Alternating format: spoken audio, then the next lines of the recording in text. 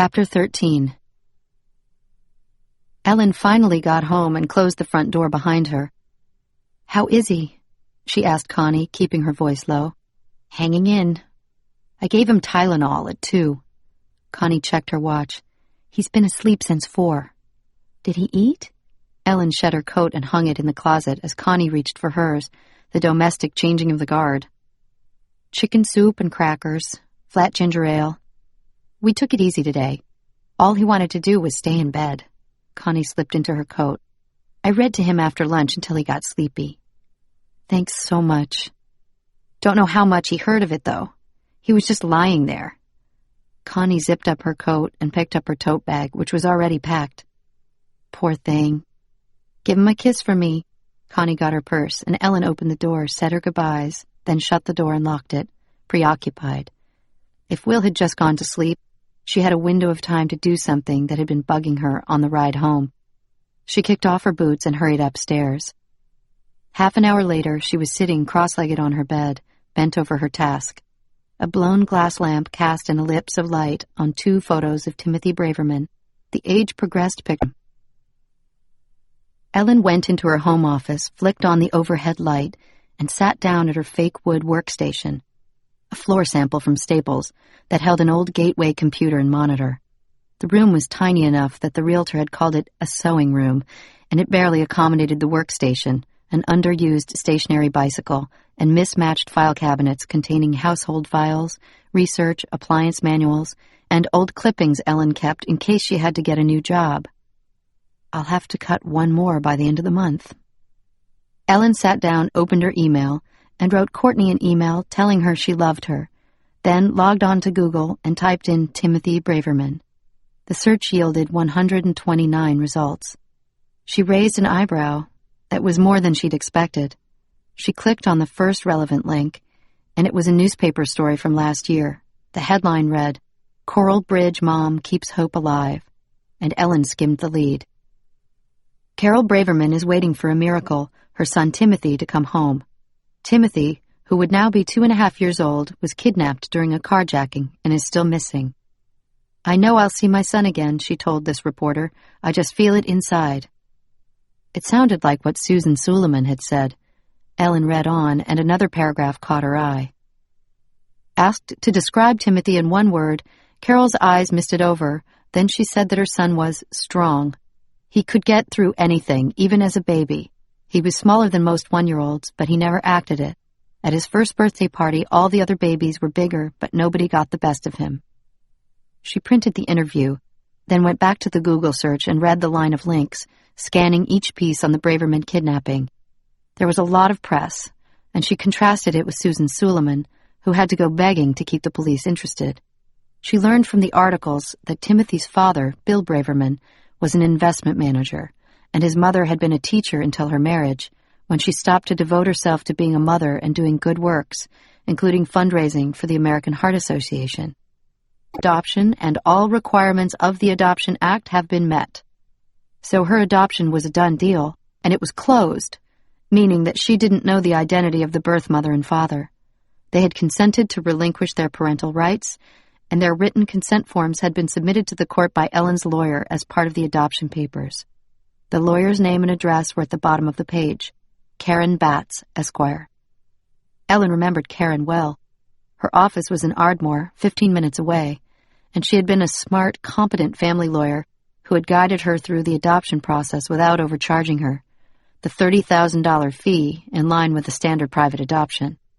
Karen had told her that the birth mother was thrilled to find someone with the desire and the means to care for such a sick child, and that taking a sick baby would be her best chance to adopt as a single mother.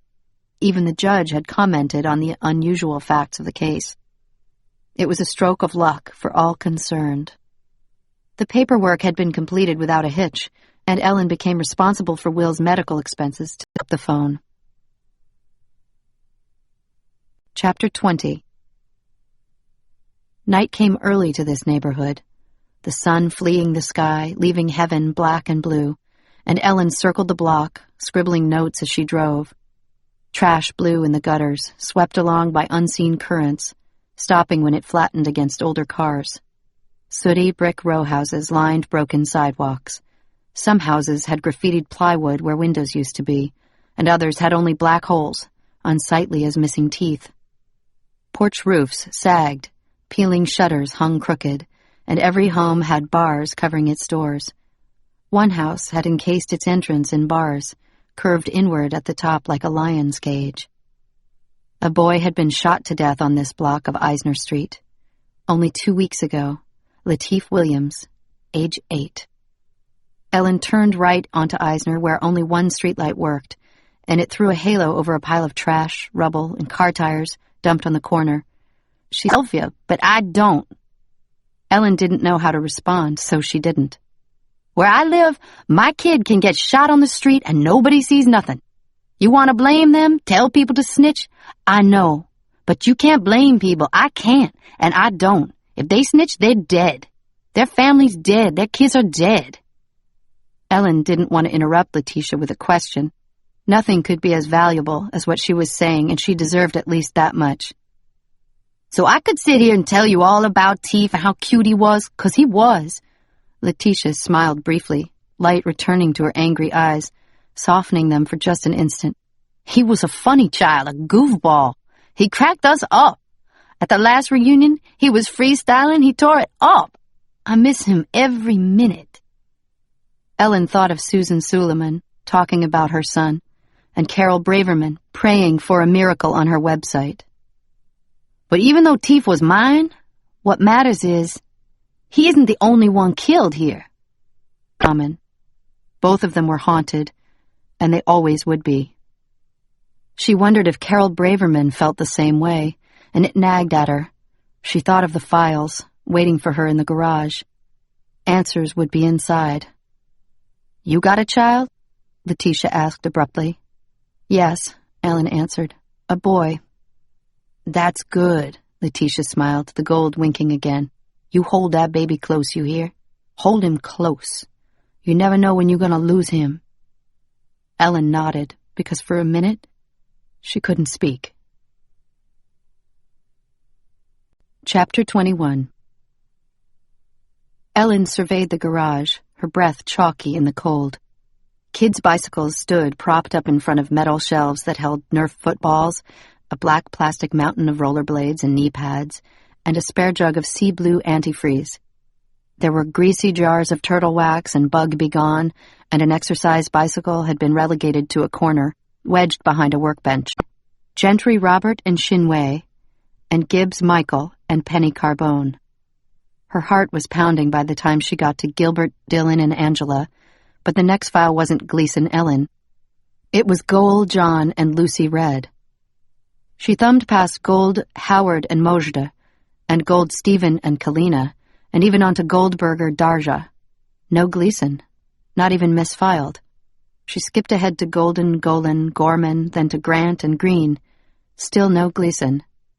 Puzzled, she looked up at the pile of boxes, then eyed the ones she'd left lying around the floor. There had been other G boxes, and Gleeson could be misfiled anywhere. She took a deep breath and got busy. She was finished 2 hours later, but still hadn't found her file. What gives? She was putting the Rubik's Cube back together when she heard the loud rumbling of a car engine, and the garage door slid up noisily, leaving her in the blinding glare of the high beams from an SUV. The driver stepped out, walked toward her, and introduced him. She grabbed her coat, and Musco parked the car. Then they turned out the lights and went into the house together. Chapter 22. Musco left Ellen in a home office that put hers to shame. His desk was a lustrous walnut, and he had a maroon leather chair with brass bolts around the edges. Built-in bookcases ringed the room, holding technical manuals and bound newsletters about structural engineering. The walls were lined with golf scenes and framed photographs of 3 tow-headed boys. There were no photos of Karen. Ellen turned her attention to the 3 boxes on the desk. She'd been running out of steam, but the sight revitalized her, and she took off the first lid, which read, "Top drawer." She felt nosy to be going through Karen's desk, but she wasn't about to hesitate. She started digging, and inside were a slew of Bic pens, pencils, Post-it pads, a ruler, loose change, a pink leather Filofax, and a stray lipstick. She found a few legal pads with notes and recognized the neat handwriting with its detached capital, fumbled for it. The display showed a number she didn't recognize, and she hit ignore when she realized that the house coming up was number 393. Amy Martin's house. A woman was standing in its driveway, scraping ice off the windshield of an old black Cherokee. Her back was turned, and she wore an eagle's knit cap, a thick black parka, jeans, and black rubber boots. Amy? Ellen pulled up in front of the house, grabbed her bag and file, got out, walked up the driveway. "Excuse me, Ms. Martin?" she asked, her heart thumping like crazy. She turned, startled, and Ellen saw instantly that the woman was too old to be Amy Martin. She looked to be in her late 60s, and her hooded eyes widened under the eagle's hat.